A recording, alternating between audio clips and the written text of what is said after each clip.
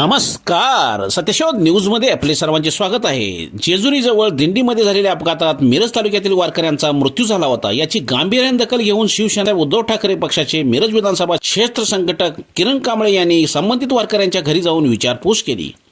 याबाबत सांगली जिल्ह्याचे पालकमंत्री चंद्रकांतदादा पाटील यांना प्रत्येकी मृत पावलेल्या वारकरी कुटुंबाला 10 लाख रुपये मदत देण्याचे निवेदन कांबळे यांनी देऊ केल्याचे सांगितले. आणि आपले दिंडी जे ते प्रमुख अजय महाराज बसले ते गेले, त्यानंतर जयंत पाटील येऊन गेले,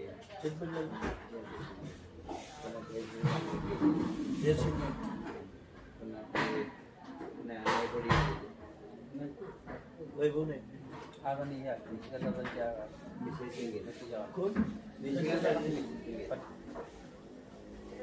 मदत कुणाकडं मला ते हिंदी बाबर होते आणि ते चंद्रकांतदादा पाटलांनी मुलीच्या शिक्षणासाठी 5,000 होते.